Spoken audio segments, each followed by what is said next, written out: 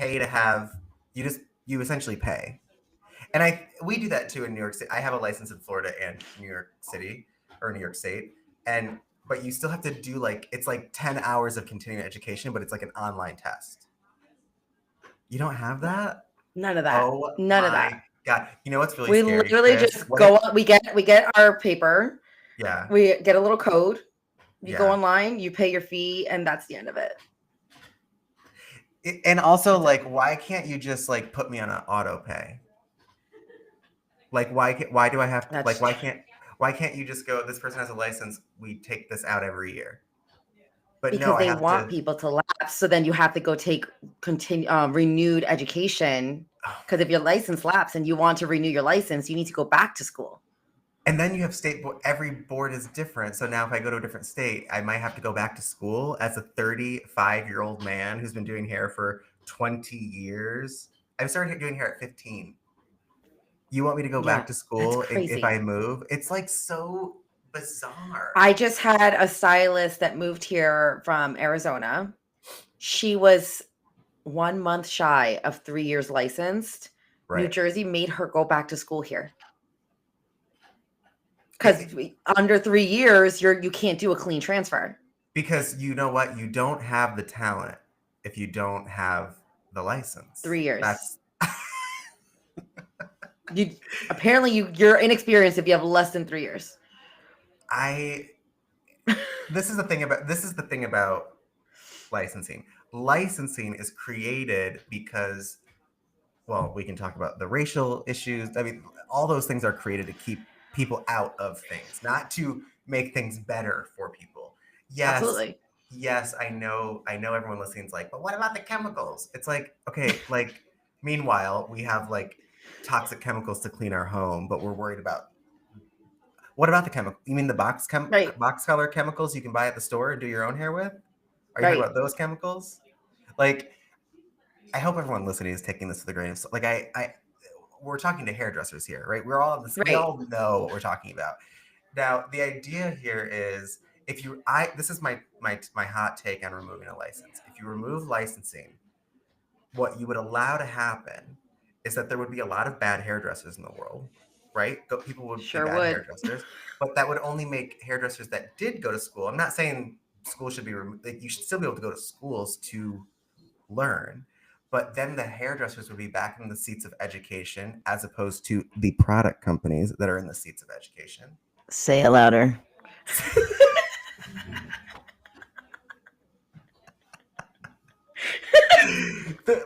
That's what all of this has done. But David, there's a ton of bad hairdressers that went to school. That's my point. It doesn't make sense. There's no need for it. The licensing is not guaranteeing. It's not guaranteeing you a job. It's not guaranteeing the salon owners out there that people are going to be prepared. It's not guaranteeing anything. If licensing was working and if education was working, why do salons have to have assistant programs? I think the schools should have to pay the salons back for all the education.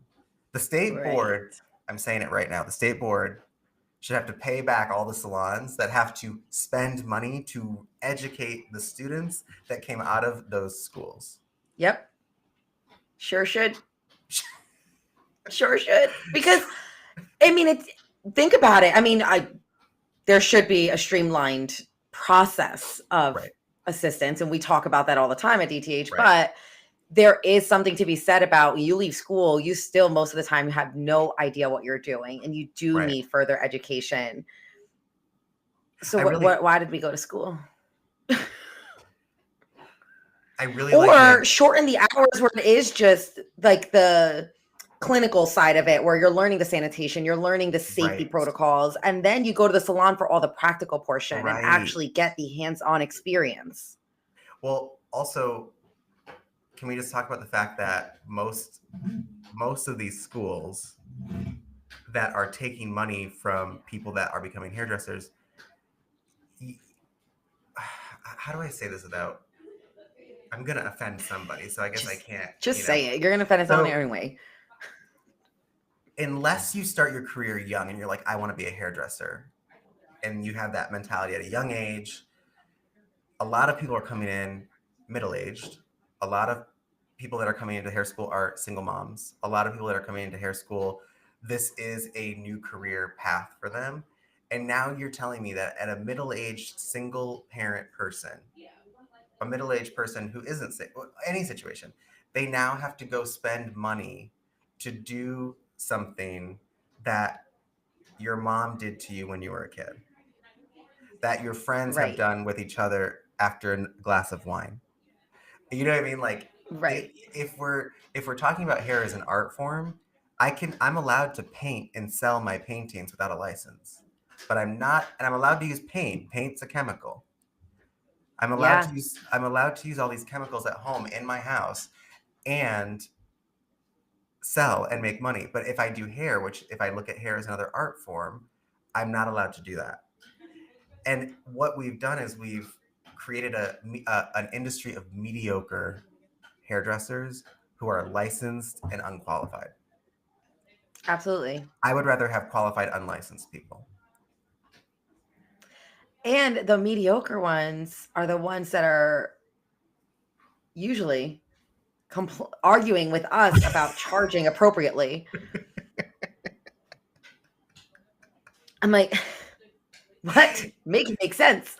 Because I think this argument, when we're talking about the licensing stuff, I think it goes back to, are you a service provider or an artist? Because I think right. if you're a service provider, licensing makes sense because you're not an artist. You're just doing this to do the work to get the money. But when you're an artist, you're like, I'm not learning shit from, like, I'm learning what not to do. Yeah. But I'm not learning enough to make school worth it. I'm very into private schools. I wish we could have a lot more private schools. Like if you wanted to open a school. But I went to, granted, they weren't completely private at the time. I think they were considered like a Redken Academy, which is still private, not state funded at least. Right. But I still don't think even that was as advanced of an education as I experienced for the ticket value that was attached to it. Correct. You shouldn't have to go to school to then go back to school. Right. Like you shouldn't have, and I'm not saying that you should, like, continuing education is great. Always, yeah. But you shouldn't have to take continuing education because you didn't learn anything. Continued education should be, hey, years have gone by, trends are changing, new techniques are developing. That's continued education. Not I went to school and learned how to only do finger waves and perm rods. And I don't know how to do a balayage, even though that's what everyone walking in the door is asking for. Why can't we update, bare minimum, say board? Why can't we just like get real? And like, I mean, their argument is always like finger dexterity and blah, blah, blah, but like that argument is like so. Finger dexterity. That's the argument. That's the argument. You know what builds finger dexterity? Cutting hair. There's a lot of other ways. Oh my God. You want to talk about finger dexterity? What about all the people that already know how to braid their hair, their family's hair at home? You want to talk about dexterity? Right. Did you learn any Afro textured hair? Absolutely not. In school? Absolutely not. What was that? Like, when did you finally dive into that? I think I even had to do it on my own because the salon I was in right out of school, the owner had curly hair, but she had like wavy white girl hair. Let's just say it. Right. Like she didn't have Afro textured hair. And her version of like curls was her own. So I definitely had to go seek out the texture aspect of hair. And I'm still seeking out more of it because there's still not enough accessibility to it either. There's still such a big divide. And then, I mean, Coach Kat and Coach Kyle will talk about this till they're blue in the face. They're trying to create like, or blur that divide and make it more accessible to everyone because we should be able, like, I don't want to ever say no to someone when they walk in my salon. Yeah. What would you have done if you didn't have to go to school to get a license and you still were going to do hair? How would you have gone about it if you didn't have to go to school? Obviously, you still have to pay someone to learn, but what choice would you have made? I think I would have worked in multiple different salons. I think I would have Just in general, I think I would have just went and gotten the hands on and like worked in different cultural salons and everything. So I just could understand every side of it. If we got rid of cosmetology schools and we allowed people to learn that way, you could even have situations where if a salon's amazing, you'd pay to go work. You would pay, Yeah, right? totally. And because you're not spending it on this school where you're learning nothing, it's a lot better of an investment. And you're building a relationship with people. You're building your Hmm. network. These people are in the field on the floor. Whereas, and nothing against cosmetology. I was a cosmetology school teacher for Aveda for a long time. So I have a lot of respect for teachers, but there's a level of, we all know there's a level of practicality that once Yeah. you leave school and get on the floor, forget about talent. There's also just the lifestyle of getting used to being a hairdresser. It's a very different And thing. that's where I say there is always value to being an assistant first, because that's where Yeah. you're learning the people skill side of it as well, the time management side of it, and all the small details that go into being behind the chair Right. beyond doing the hair. You know what I wish would have happened at school for me is obviously they teach you state board, and a lot of schools just teach you state board like that. You're just learning state board. That's it. Um, and there are some other schools like Aveda was a great school. You were learning a lot more than state board. Um, but I wish I would have had more of an art education. Yes. Yes. I'm actually working on that right now with someone on my team, Intense. and having like an art exhibit here at the salon and Oh really focusing more on the artistry of our industry and incorporating other art forms as well. yeah, Um, that's what we are. That is like we are artists at the that core of it feeds all. us. Yes, and we're dynamic, Hmm. and this It's is why we talked about it the other day of me and my team and I. There's a lot of hairdressers that don't have a lot of like artistic hobbies outside of hair because we're filling that part of us in what we do every day. Which is also its yeah, own problem, because then it is when we're not yes, doing hair, we kind of are like, all right, what's my purpose? What do I do? exactly. I will say, and I feel like hairdressers all over can relate to this. When you are burnt out from hair, you don't ever want to see it again. Like Hmm. you wouldn't. You're okay if we all went bald at that point. But when you step away from hair for a short period of time, all of a sudden you crave. Have you ever been in front of someone? You're out to dinner, you're with your friends, you're with people, and you look at someone's hair and you're like, I just want to get my hands in there. Like Yep. I want to cut it, I want to style it, I want to like I know exactly what I want to do. When that joy and that spark kind of comes back, that's that artist like coming back to life. But when Yes. we burn out, we're like, don't fucking talk to me about your stupid ass hair. Literally. I don't I give a could care shit about less. I don't give a shit about your horrible roots. No, I'm not looking at your hair. No, I'm not looking at it. Right? Or every time I go somewhere, oh, don't look at my hair. I'm not looking at your hair. I don't give a shit about your hair. But Literally. if I walk What would you away do to from it, my hair? what would you do to my hair? Nothing. Nothing, I don't actually. want to do your hair. But if I walk away from it for a period of time, all of a sudden I fall back in love with it. Right? And it's that's how you know you're not a service provider and you're an artist. Because a And service I, provider can churn and burn. yeah, I think COVID allowed a lot of us to come back to that artistry. I think it allowed us to reclaim that side of ourselves because it gave us that break from what we were doing every day. It gave us that time Yes. to come back out of the burnout and realize the value that we provide and go back into the artistry and charge more and do that. Like, we really revamped Yes. everything after COVID. And I feel like I feel like that's what we're dealing with as an industry right now is Hmm. you have people that want to go back to what it was, and you have people that are like, no, I like what this has done, right? Yeah. And you have this like split in the industry. And the funny thing is that the solution is somewhere within the middle. The solution is taking the good from the past, right? Taking all that good, and there's a lot of garbage, but there's some good stuff in there too. Taking all that and then taking all the excitement of all the new technology, the new trends, the new everything, and marrying them together. But Yes. trying to run your business like it's 2005 isn't going to work. Trying to run your business like it's 1998 isn't going to And the work. problem is that Running people schools like are it's 1998 isn't going to people work. are running their businesses that way just because. I think that's the bigger issue here. No one is using their critical thinking. Right. It's just, well, this is how it was done, so this is how I'm going to continue to do it, even though it's not working. And those are the same people complaining that they're not profiting, that they're not able to pay No. themselves. And I'm like, just open your eyes. You're the problem here. You're the problem because you're not looking at what's obvious. If you're not making money, then you have to start cutting things. You have to start. I tell people all the time, it's like with the front desk, right? The argument all the time is, well, who answers the phone and who greets the people? It's like, but most salons, and this is true, most salons that we have worked with over the last 10 years have spent more on their front desk per year than And they what they're paying themselves have themselves. taken home Mm-hmm. as their own income. Mm-hmm. And then you go, there's no money in this business. No, we're doing it wrong.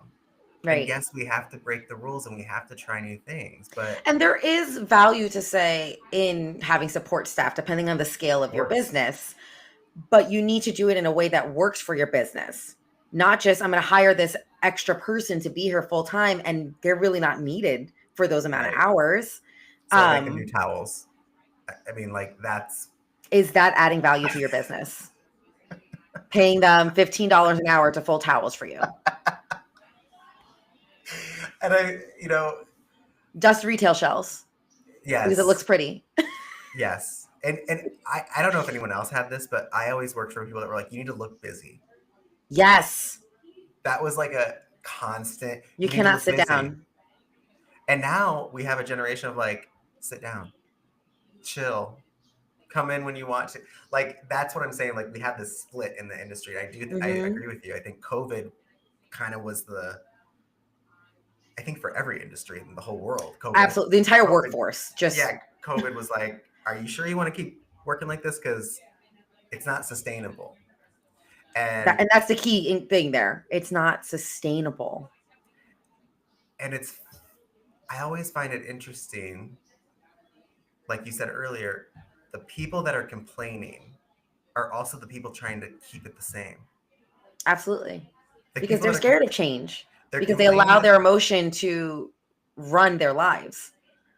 right? And also their worldview of how it's supposed to be. It's Yeah. supposed to be this way. This is what it was like when I did it. I mean, I remember when I worked. I have to decide if I want to say this person's name. I worked for a really famous hairdresser in Manhattan, and they ran their business like the Devil Wears Prada. Like that was the energy that it gave off. And Oh my God. I was her assistant. She had two assistants. It was like literally Devil Wears Prada. She was Meryl Streep. The other assistant was Emily Blunt, and I was Anne Hathaway. And it came down to this, like, I had to get to a point where I got a stomach ulcer from working there. I had to go to the doctor. Oh my And God. the doctor was like, he goes, "Are you an assistant somewhere? Are you?" He thought I was like an executive assistant, and I was like, "I am an assistant, but I do hair." And he goes, "The amount of people I see that have stomach ulcers that are assistants of any kind, it was a wake up call. Like, is this sustainable to you, David? Yeah. Can you live like this? Can you take this kind of abuse just to be cool, or because that's just you got to pay your dues and you know." And I Oh got to my be honest, God. Fucking pay your dues. that's a Please. thing. Be so for real. And when I moved to New York City, the funny thing is, I had already done hair for 10 years, and now I've been in New York for 10 years. So I had already done hair for 10 years, and I remember you know how they teach you, like, you should have your portfolio of your work, and you should show everyone. Mhm. I went and I had my portfolio on an iPad, and I thought I was so like hot shit. And the manager looked at me and said, "Nobody cares what you've done before you lived in New York City." She goes, "Nobody cares." Oh my God. And she was French, so it made it even worse. Oh She goes, yeah. Nobody cares." And then I still got the job, but I had to start as an assistant, and I made $8 an hour after 10 years of already building a career as a That's hairdresser. crazy. But that's, and I know that story is not unique just to me. That No, it's happens not. everywhere. That Mhm. mentality of you were nothing before here. It doesn't matter what you did before Yeah. because you didn't work here. Especially in like a city, like the Especially, complex that people have in the city is like beyond. but it was that, like, you're gonna make $8 an hour and you're gonna eat shit, and that's how you're gonna learn. I Yeah. didn't learn one thing. I didn't learn one technical thing that changed my life. No. There was no What I light bulb. There was no aha. There was no, this is why I'm doing this. No, and I looked around, and I got to be honest. You look at the team, and it's like, oh, these aren't good hairdressers. These are just people that decided they could put up with this person, and that's why they stay Yep. here. That's it. Yep. And I feel like that's true for most salons. Yeah. We don't hire on talent. We hire with who will put up with us. Absolutely. Anyways, I feel like I was triggered. So I think I'm glad you got your story out, David. Have you had experiences like that working for people? I mean, I fortunately, I don't, maybe unfortunately, maybe it's why I stayed so long. I was in one salon for majority of my career before I went out on my own. And I think, unfortunately, because I was there for so long, I was blind to the fact that there was anything else. Right. So I ate all the abuse because I had that mentality at the time of like, this is just how it is. I just have to pay my dues. I have to just deal with the abuse. And so like the amount of unpaid labor that I did, the amount of unhinged things that were said and done to me. And like, for what? Until that's actually when I found DTH originally I was there. Wow. And I always say my fuck it moment was when I literally went in the break room and cursed my boss out. It got that bad. It got that bad. Cursed my boss out. God. And I remember going home and sobbing about it and being like, why am I getting to that point and breaking my character at my workplace? Right. And my husband was like, you have to quit. And when he said it, I was like, oh, it is that bad. What was the last straw? Of like what made me curse her out? Like, yeah. I don't know. We had a receptionist at the time. We had no control over like what, actually, no, I lied. We didn't have a receptionist. All of us basically were just responsible to like run and grab the phone and book each other's clients. Okay. And we had a new assistant at the time that was like still in school, didn't know anything. She booked me a prom updo, which like, fuck high school girls. I'm sorry, not sorry. I hate doing prom hair. The worst is when they tell you one thing and then their mom comes in and goes, this isn't what we wanted. That's not even that. It's the fact that they're children. They have such unrealistic expectations of what can and can't be done. Yes. And like, if anyone listening has done formal styling and updos, there is a conversation you need to have with them prior to let them know how to come prepared for that service. Yes. This girl came in with textured curly hair, wet in a bun with a conditioning mask on.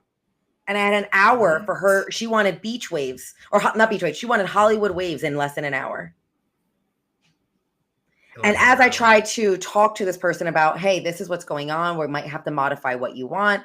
And I'm trying to talk to her. She's clearly upset. Her mom is now upset because she's upset. Meanwhile, none of this is my fault. You want Hollywood waves that to truly do them, especially on textured curly hair, is going to take me about an hour to 2 hours. Like if I really want to give and your hair is currently wet in a bun with a conditioning treatment on it. Correct. Right. And so as I'm like now freaking out about it and I'm trying to figure out how I can get her as close to this as possible, make this girl happy, my boss was done with her day, decided to sit in her chair. I'm in a turning chair, hold on. And turn around and sit like this and watch us. And watch the situation. So she's just building the tension and uncomfortability that's in the room. Not helping. Not helping. Hey, let's just standing there like this, like, asking, well, what are you putting in her hair now? Well, what are you doing? And to the point where like this girl is so uncomfortable. Her mom is uncomfortable. I'm now reading over her shoulder because she's texting her mom about it in my chair. And I'm like, you are the owner of this space. Instead of supporting me and being like, why don't we tag team this? We're talking to the mom and the daughter with me about, okay, let's set our real expectations here. What's going to happen? No, she's adding to it. And as soon as they left, and the girl, I mean, she left with waves, just not set Hollywood waves. She was happy, but definitely disappointed in the finished result. As soon as they walked out, I waited to hear that door close and I went in the break room and I was like, what the fuck is wrong with you?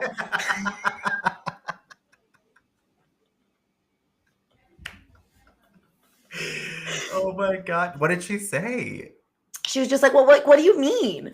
Like, and this was an argument I had with her when I finally quit. And I was just like, you have no sense of self-reflection. You have no sense of accountability. It is never your fault. Yeah, there's no awareness. None at all. And that was just like one of the many things that had happened in the 7 years that I worked there with her. Well, I tell people all the time, the people that open salons they have a lack of awareness, because you sometimes, to have the nerve to open a business without any idea of how to do it, you have to have a lack of sense of awareness. Yeah. Which is why there's so many bad people in power, because they're not busy worrying about. I say all the time, you don't have to be smart to run a business. You just have to be a little fucking crazy. You have to be a little crazy. And it's harder when you're not crazy. When you want to do things properly and you want to use critical thinking, because you're walking the line between, I want to make sure everyone's happy, but also I can't make everyone happy. It's like there's this funny balance that only a person who's unaware of themselves can really survive until it blows up in their face like it did. Right. But it's like all the wrong people have opened businesses. And all the people that I feel like DTH is finding all the people that should open businesses and saying, you got to do it. You have to do it, because there's so much bad out there that we need to start filling the industry with good. This is like, there's commission's not the problem. No. I say all the time, like, if you are looking for something and you can't find it, that is your time to create it. I have to remind myself this all the time when I'm doing anything. If I have a business idea or whatever, I'm like, I'll start to research who's done it, so I can like see what they've done. And then there's nothing out there that's done it, and you're like, oh shit, like it's either me or nothing. Yeah. And I think, what a heavy burden to take. Right? Like, I guess it's got to be me. Or like when people are like, oh, I wish there was a salon like this. Make it, open it, go do it. If that's what you want out in the world, do it. And I feel like that's what we do at DTH with people. Yes, we talk about hourly price. Yes, all these tools. But like at the end of the day, the people that are afraid to open a business, you're the one that should.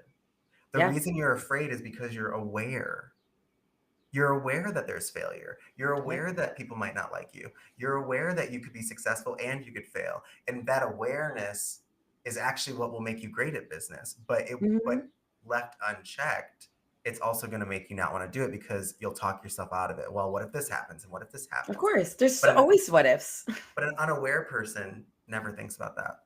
The best tool that Sid ever taught me when I was her student was fear versus fact. Yeah. Because the fear will take over and I have to fact check myself. Am I going to lose every single client because I raise my prices? No, that's my fear. That is not factual. It's not factual. And in fact, so then the opposite. Yeah. And when you check yourself and you have the facts, the fear can still linger there, but you're now able to move past it because you understand that it is just fear. There's no fact to it. I love that. I always forget about fear versus fact, but it's my favorite tool. it's such a good tool. And I need to start using it again, because I always get frustrated. My students will be like, well, what about this? And what if this? And I'm like, I can't. What if a plane crashes? Well, nowadays, what if a plane crashes into your salon? You know what I mean? Like, I just look at it, I'm like, okay, Chicken Little, the sky is always going to be falling. Yeah. What do well, what if, or people are like, what about the state of the world? It's like, unfortunately, we live in a capitalist society where you have to work while the world's on fire. Yeah. There's no other way to survive. But in that same moment, okay, what about the state of the world? What can you do and move forward through it? Where can you make an impact? I feel like we all get very overwhelmed because of social media. Like we're supposed to solve everything. Mm-hmm. Like we're supposed to solve what's happening in the Middle East. We're supposed to solve what's happening in our government. And it's like, really all you can do is affect everyone in your circle in the most proactive and profound ways. Yes. And running and owning a business is one of those ways. My team and I had a big conversation as the world started really going on fire. Yeah. And, we talked about how it can feel tone deaf right now to continue to just post hair. Yes. And I had to remind them, right now is the time to continue to remind people that there is beauty, there is artistry that is out Yes. there for us. That's what we need to fuel us. In But at fact, the same history time, shows us artists thrive in these times because right? they're Look at the French so. Revolution. I know art is so necessary Yes. in these Now more than times. ever. And salon spaces have always been this sense of community for people. And Yes, so more than of ever, all we need to cultures, of create all that that. space for them. Absolutely, and I get the tone deaf thing, but again, the reason it feels tone deaf is because you feel that you are supposed to solve something. And what I tell them is, okay, so what's going to help us not feel tone deaf is, yes, keep posting the hair, keep creating this community, keep creating the art, but also then share resources that you find. Right. That's how we can we're still aware of what's happening. We're still aware that the world is burning. Here Yeah. are resources that I'm finding. Here's information that I can provide you if you're coming to me about it. We're And not tone deaf to the fact that it's happening, but again, right. our lives have to continue to move forward. Correct. Our lives have to continue to move forward, and we're allowed to have peace and joy, even if not everyone. And what's funny is like the world's always kind of been on fire. You just Yeah. didn't know about it as much. Mm-hmm. So you didn't feel tone deaf because you didn't know that your Social joy. media has made us so aware of every little thing that's happening Too to a aware. fault. Too aware, right? But now we're so aware that we feel like, again, like it's my responsibility to solve this crisis and it's like Mhm. you one aren't qualified to solve certain things. And that's what I think you're saying is, what are you qualified to do? Oh, you're Yeah. qualified to bring beauty into the world. You're qualified to make people feel better about that. Like, you're qualified to do Mhm. this. So it's not tone deaf. It's, please keep telling us what you do that brings Yeah. light into the world. That's what we need. We actually need that. Again, not ignoring what's going on in the world, but we need to also see that for whatever there is that is bad, there is also people that are trying to do good, and it needs to be celebrated just as much. We're not Absolutely. losing awareness by celebrating ourselves. We're actually rebelling against the fact that the world doesn't want us to feel good right now. The Yep. world benefits from us being in a It is state a of good. rebellion. It is. It's a To rebellion. to feel joy in this world right now and to move on despite it all. That is a Right. rebellion. Yep. And Art to is the do rebellion. and to do what you can when you can, but to know that you can't do everything all the time. And I Yes. think that it's such a hard feeling because you feel bad, like, well, if I go on this vacation and I post it, there are people dying in the world. People have been There are dying. children dying, Kim. Yeah. Yes, it's very much that, right? But also, we're not Kim Kardashian. No. We don't have the money to solve things like Kim No. Kardashian does. So it's And we can't. again, use what can you do? I can share Yes. resources. I can continue to build Yes. this community space. I can continue to make you feel good about yourself when you Yes. with through your hair, you know. You know. Yes. And I Um, can still get paid, and I can still pay my bills, and I can still try to grow my wealth, and I can still try to give back. I can do all of these things. yep. And I can use that wealth in wise ways and support the other small businesses around me. That's how we move forward.